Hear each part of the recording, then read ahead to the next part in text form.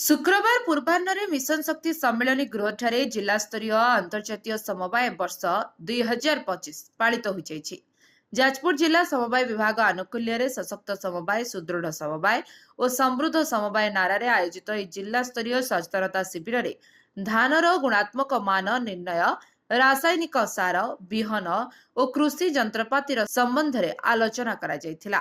ए दिवस रे मुख्य अतिथि भाव जोगदे अतिरिक्त जिलापाल श्री शिवानंद स्वाई कहिथिले जे समवाय वर्ष 2025 पालन अवसर में आज आलोचन विषय वस्तु हेउची FAQ जहाँकि धान उपरे सचेतनता और कृषि उपकरण यथा सार विहन कीटनाशक कृषि जंत्रपाति इत्यादि व्यवहार मे 28 तारिख रु जून मास 30 तारिख पर्यंत चाषी मानक ठारू रबी धान क्रय करा रबी धानर गुणात्मक मान FAQ सर्वनिम्न सहायक मूल्य क्विंटल पिछा 2300 टंका उपरे राज्य सरकार 800 टंकार इनपुट सब्सिडी प्रदान करुछंती।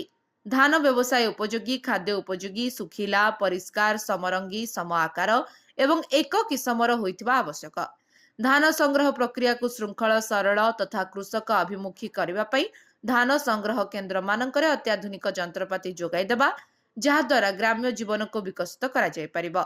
ए दिवस रे जिला मुख्य कृषि अधिकारी श्री अरुण कुमार बेहरा जोगदे कहिथिले जे रबी ऋतुरे PSS माध्यम रे पंजीकृत चाषींक ठारू मुग बिरी चिनाबादाम सरकार सर्वनिम्न सहायक मूल्य रे किना जिवो।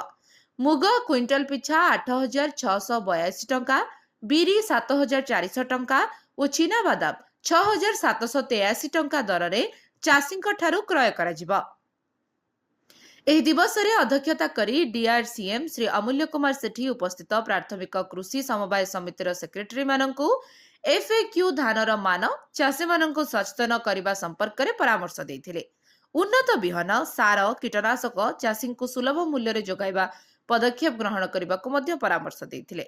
ए दिवस रे जोगदे अतिरिक्त जोगाण अधिकारी जीत राय टुडू कहिथिले जे पैक्स रु धान नेउथुबा जान रे व्हीकल ट्रैकिंग सिस्टम लागू होईची। ए दिवस रे ARCS निहार मिश्र निवेदिता प्रधान अतिशी कुसुम मेला कोऑपरेटिव इंस्पेक्टर प्रशांत कुमार कर अलेक्स साहू राजीव लोचन पंडा प्राथमिक कृषि समवाय समितिर संपादक गण गणमाध्यम प्रतिनिधि माने उपस्थित रहिथिले। जाजपुर अभिमन्यु मिश्रଙ୍କ रिपोर्ट लिव लाइफ ओडिया।